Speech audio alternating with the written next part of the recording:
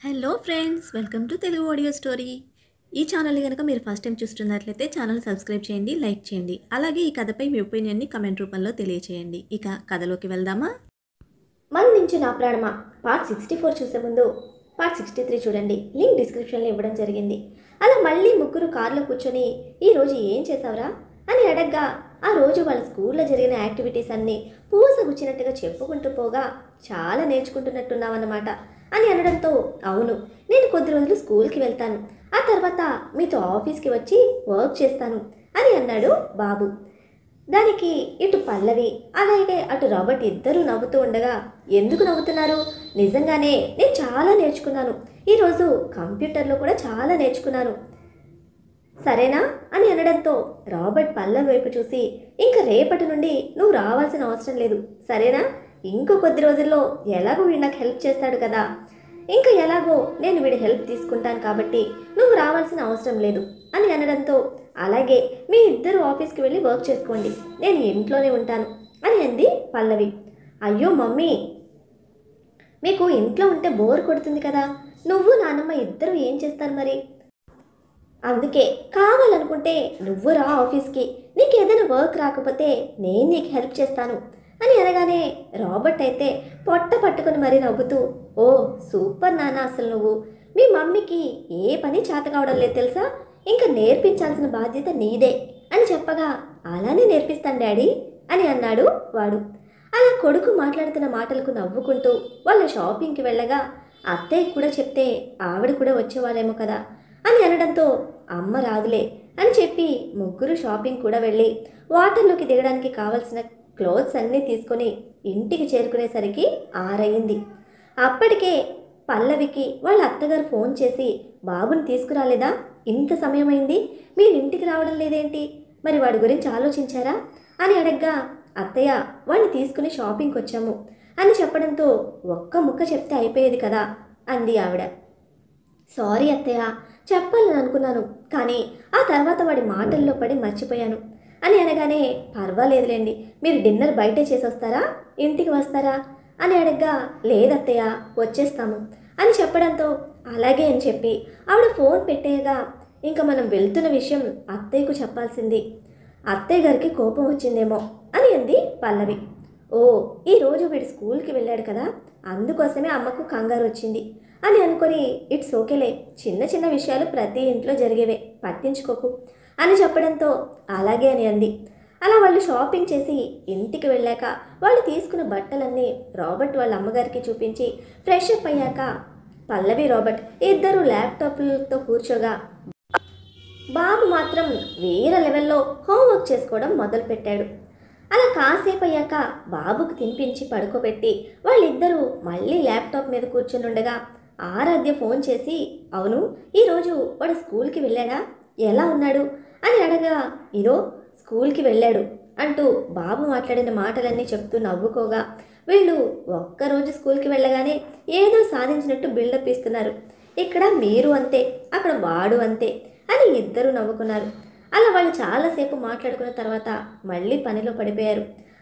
అలా అనుకున్నట్టుగానే వాళ్ళ ముగ్గురు వండర్ వరల్డ్కి చేరుకొని ఆ రోజంతా అక్కడ చాలా బాగా ఎంజాయ్ చేసి రాత్రికి ఆ వండర్ వరల్డ్లో బుక్ చేసుకున్న రూమ్కి వెళ్ళిపోగా, ఆ రూమ్లో నుండి దూరంగా ఆర్టిఫిషియల్ బీచ్ కనపడుతూ ఉండడంతో దాన్ని చూసిన బాబు చాలా ఆనందపడిపోయి, డాడీ మన రూమ్ చాలా బాగుంది, మనం ఎవ్రీ వీకెండ్ ఇక్కడికే వద్దామా అని అడగగా, వస్తాము, ఎందుకు రాము, అటు స్కూల్కి వెళ్ళగానే మొత్తం కంప్యూటర్ నేర్చేసుకున్నావు, ఇప్పుడు ఇంకా సంపాదించి మొత్తం ఇక్కడికి వచ్చి ఇక్కడనే ఖర్చు పెట్టేయాలి, అంతేనా అని పల్లవి అనడంతో, పల్లవి వైపు గుర్రుగా చూసి, వెళ్దా నాన్న, ఈ ప్లేస్ నీకు నచ్చిందా అని అడగ్గా, కొంచెం కాదు చాలా నచ్చింది డాడీ అని చెప్పడంతో, ఎప్పుడు వీలుంటే అప్పుడు నేను ఇక్కడికి తీసుకువస్తానులే, సరేనా అని చెప్పగా, థ్యాంక్ యూ డాడీ అని అన్నాడు వాడు. అలా ఆ రోజంతా అలసిపోయి ఉండడంతో చాలా త్వరగానే నిద్రలోకి జారుకున్నాడు బాబు. వాడు పడుకున్నాక వీళ్ళిద్దరే రూమ్లో ఉన్న బాల్కనీ దగ్గర నిలబడి చూడగా, ఆ లైట్స్ వెలుతురులో అందంగా కనపడుతున్న ఆర్టిఫిషియల్ బీచ్ కనిపించడంతో అప్రయత్నంగానే ఇద్దరికి మనసంతా ప్రశాంతంగా అనిపించింది. అలా ఇద్దరూ చాలాసేపు మాట్లాడుకొని కబుర్లలో మునిగిపోయి ఇంకా బెడ్ పైన వాలిపోయారు.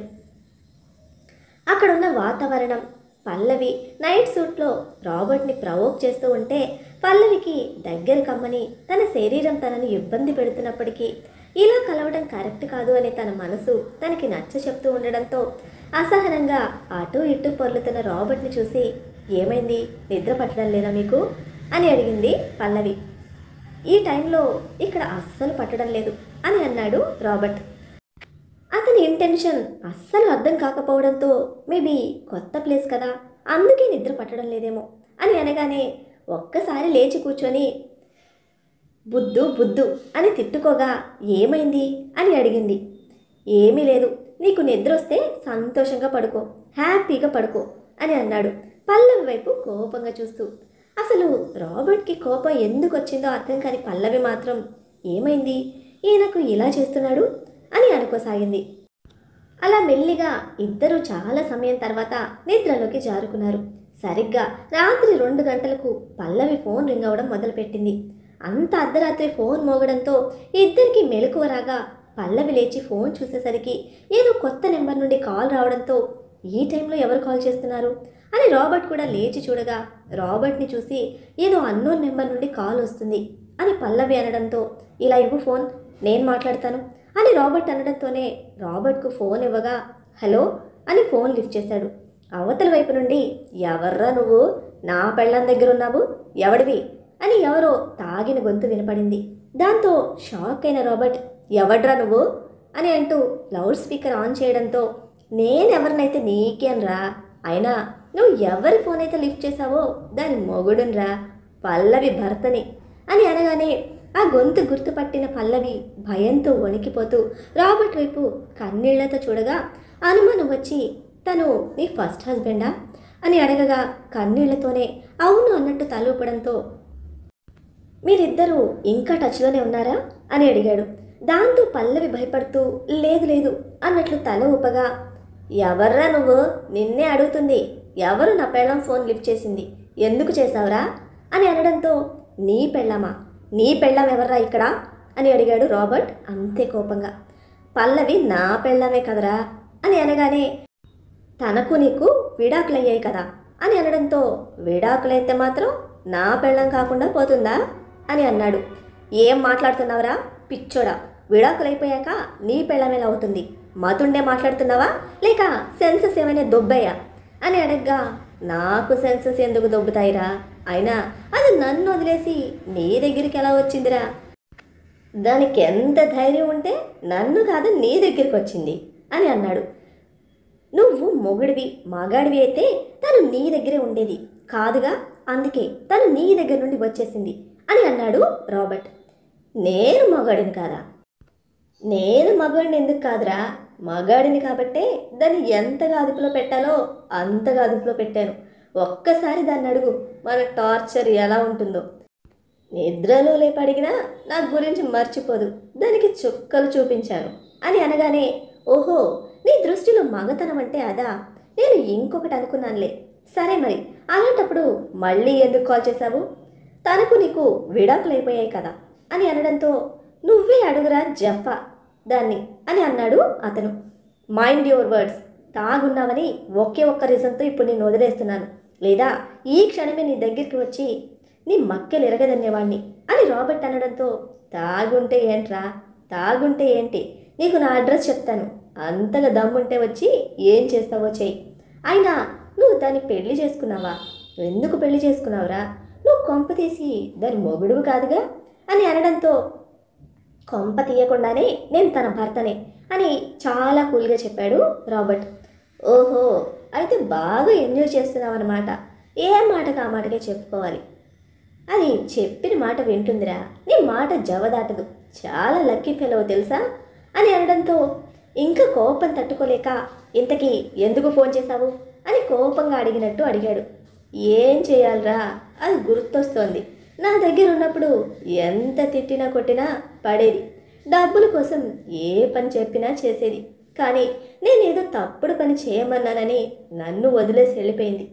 నేనిప్పుడు చేసుకున్నదేమో నేను చెప్పిన మాట వినడం లేదు, అందుకే అది గుర్తొస్తోంది అని తూలుతూనే చెప్పడంతో ఇంకొకసారి పల్లవి నెంబర్కి ఫోన్ వస్తే మర్యాదగా ఉండదు, అని చెప్పి కాల్ కట్ చేశాడు.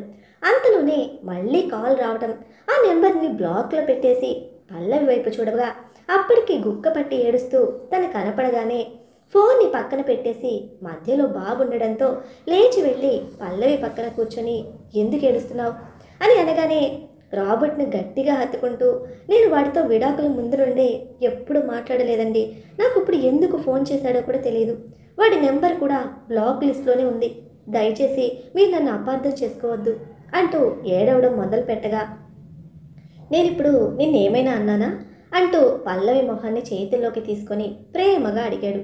లేదు అని అనగానే నువ్వేంటో ఎన్ని రోజుల నుండి చూస్తున్నాను నాకు తెలీదా, మరి నేను అంత అర్థం చేసుకోలేని వాడిని అనుకుంటున్నావా నువ్వు అని అనగానే అలా కాదు, వాడు ఎంత అర్ధరాత్రి కాల్ చేశాడు కదా, చాలా భయం వేసింది, మళ్ళీ మీరు నా తప్పు అనుకుంటారేమో అనిపించింది అని అనగానే వాడంటే ఎందుకు ఇంతలా భయపడుతున్నావు అని అడిగాడు రాబర్ట్.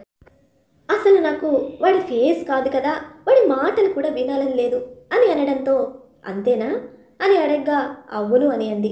సరే ఈ ఒక్కసారికి వదిలేసే, ఇంకెప్పుడు వాడి నుండి నీకు ఫోన్ కానీ కనీసం మెసేజ్ కూడా రాదు, ఒకవేళ నువ్వు ఎక్కడన్నా కలిసినా సరే వాడు తల దించుకుని వెళ్ళిపోతాడు సరేనా అని అనడంతో మీరేం చేస్తారు వాడిని అని అడిగింది భయంగా. ఎందుకు ఏం చేయకూడదా అని అనగానే వాడిని ఏం చేసినా నాకు బాధ లేదు, వాడి చచ్చిపోయినా నా కంట్లో నుండి ఒక్క బొట్టు కన్నీటి చుక్క కూడా రాదు, కానీ వాడి వల్ల మీకేమన్నా అయితే ఆ ఊహను కూడా నేను భరించలేను అని అంది పల్లవి.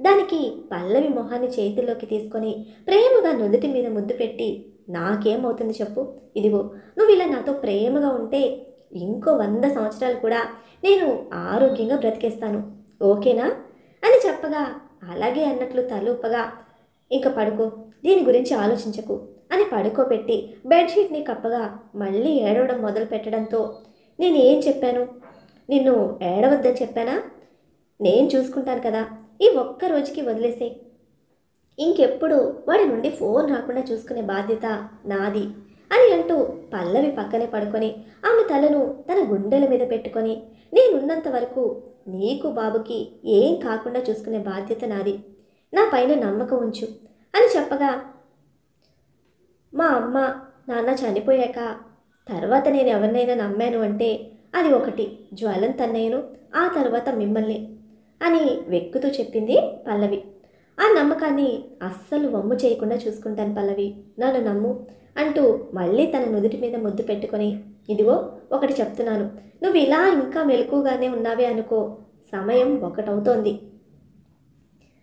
పైగా మంచి క్లైమేట్ ఉంది, మన రూమ్లో చంద్రుని కాంతి కూడా సూపర్గా పడుతోంది, సో నాకు మూడ్ మారింది అనుకో, మళ్ళీ నన్ను మీరు ఇలా చేస్తారని అనుకోలేదు అనొద్దు అని అనగానే టక్కున కళ్ళు మూసేసింది పల్లవి. అది ఎంతైనా అలా ఉండాలి భయం అంటూ నవ్వాడు. అలా పల్లవి నిద్రలోకి జారుకోగా మరునాడు వెళ్ళాక అతనితో ఎలా మాట్లాడాలో, ఎలా అతన్ని డీల్ చేయాలో ఆలోచిస్తూ పల్లవికి తన మీద ఉన్న భరోసా ఇష్టాన్ని మరొకసారి తలుచుకొని ఆనందంగా సంతృప్తిగా నిద్రలోకి జారుకున్నాడు. అలా రాత్రంతా సరిగ్గా నిద్ర లేకపోవడంతో మరునాడు ఉదయం బాబు పల్లవి రాబర్ట్ ముగ్గురు లేచేసరికి 9 అవ్వడంతో అక్కడే ఫ్రెషప్ అయ్యి బ్రేక్ఫాస్ట్ చేసి మళ్ళీ వాటర్లో దిగి ఆడుకొని సాయంత్రం ఇంటికి తిరుగు ప్రయాణమయ్యారు. వాళ్ళు ఆన్ ద వేలో ఉండగానే రాబర్ట్కు తన పిఏ నుండి ఫోన్ రాగా ఫోన్ లిఫ్ట్ చేసి హలో కనుక్కున్నావా అడ్రస్ అని అడగ్గా కనుక్కున్నాను సార్ అంటూ చెప్పడంతో నాకు లొకేషన్ షేర్ చెయ్యి, అలాగే నువ్వు కూడా మన మనుషులతో అక్కడికి వచ్చేసేయి అని అన్నాడు. రాబర్ట్ ఎవరితో మాట్లాడుతున్నాడో అర్థం కాక పల్లవికి అడగాలనున్నా అడగలేక మౌనంగానే ఉండిపోయింది. అలా వాళ్ళిద్దరిని ఇంట్లో డ్రాప్ చేసి నాకు బయట కాస్త పనుంది, నేను మళ్ళీ వస్తాను అని బయటకు వెళ్తూ ఉంటే ఒరే కన్నా ఇప్పుడే వచ్చారు, మళ్ళీ ఎక్కడికి వెళ్తున్నావు అని అడిగారు వాళ్ళమ్మ. నాకు బయట కాస్త పనుంది మమ్మీ, పని చూసుకొని ఒక 1 అవర్లో తిరిగి వచ్చేస్తాను అంటూ పల్లవి వైపు చూసి మీరు ఫ్రెషప్ అవ్వండి, మళ్ళీ వాడికి రేపు స్కూల్ ఉంది కదా, తినిపించి పడుకోబెట్టు, లేదా రేపు లేవడు అని చెప్పి వెళ్ళిపోయాడు రాబర్ట్. కార్ ఎక్కడంతోనే ఫాస్ట్గా డ్రైవ్ చేస్తూ 1/2 అవర్లో చేరుకోవాల్సిన సమయాన్ని 20 నిమిషాల్లోనే చేరుకోగా తన కార్ వెళ్ళి ఒక అపార్ట్మెంట్ ముందు ఆగింది. తను వెళ్ళేసరికి అక్కడ ఆల్రెడీ తన మనుషులు ఉండడంతో అందరితో కలిసి ఒక అపార్ట్మెంట్లో వాచ్మెన్ దగ్గరికి వెళ్ళి నేను ఫలానా అతన్ని కలవాలి అని చెప్పగా, సార్ ఎవరిని అలా పంపించరు, ఆ ఓనర్ వాళ్ళు పర్మిషన్ ఉండాలి సార్ అని చెప్పడంతో వాచ్మెన్కి ఏదో చెప్పగా భయంతో వాచ్మెన్ వెళ్ళండి సార్ వెళ్ళండి, మీరు పోలీసులని నాకు తెలియదు అని అన్నాడు. అలా లోపలికి వెళ్తూ ఉండగా, సార్ మీరు పోలీస్ అని చెప్పారు ఏంటి సార్ అని అనడంతో, లేకపోతే ఇప్పుడు వాడు మనల్ని లోపలికి పంపించడు, లేదా వాడికి చెప్పేస్తాడు, అంతలోపే ఆ దరిద్రుడు మన నుండి తప్పించుకోవడానికి ట్రై చేస్తాడు, ఇదంతా ఎందుకు అని నవ్వాడు చిన్నగా. అలా ఆ అపార్ట్మెంట్లో ఒక ఫ్లాట్ ముందుకు వెళ్ళి డోర్ కొట్టగా ఎవరో ఒక అతను వచ్చి డోర్ ఓపెన్ చేసి రాబర్ట్ వాళ్ళని చూసి, ఎవరు మీరు అని అడగ్గా, నువ్వు పల్లవి మొగుడువా అని అడిగాడు రాబర్ట్. మీరెవరు, అయినా మీరు దాని గురించి ఎందుకు అడుగుతున్నారు, నాకు దానికి ఇప్పుడు సంబంధం లేదు, అది నా ముగిసిపోయిన గతం అని అనగానే ఒక్క గుద్దు గుద్దాడు రాబర్ట్. అంతే, కడుపులోని పేగులు బయటకు వచ్చేశాయి అతనికి. అలా రాబర్ట్ కొట్టిన దెబ్బకి అతను వెనకాలకి ఒరిగిపోగా అలాగే లోపలికి వెళ్ళి అక్కడున్న సోఫాలో కూర్చొని, ఇప్పుడేమన్నావు, అది నీ గతం అని అన్నావా, మరి గతమైతే నిన్న రాత్రి ఏంట్రా ఫోన్ చేసి ఏదో ఏదో వాగావు అని అనడంతో, మీరెవరు, అసలు మీరు నన్నెందుకు కొడుతున్నారు, నేను ఫోన్ చేశానా, అసలు మీరు ఏం మాట్లాడుతున్నారు, నేను ఎవరికి ఫోన్ చేశాను అని ఆ నొప్పితోనే విలవిలలాడిపోతూ అడిగాడు వాడు. మరి ఫోన్ చేసింది ఎవరు, అది పల్లవి మాజీ భర్త కదా, రాబర్ట్ చేతిలో చిక్కిన వీడి పరిస్థితి ఏమిటి, చేసింది అతనేనా, ఒకవేళ అతనే అయితే మళ్ళీ ఎందుకు చేశాడు తెలుసుకోవాలంటే నెక్స్ట్ ఎపిసోడ్ని ఫాలో చేయండి. అలానే ఈ ఎపిసోడ్ని లైక్ చేయటం మాత్రం మర్చిపోకండి. Bye friends.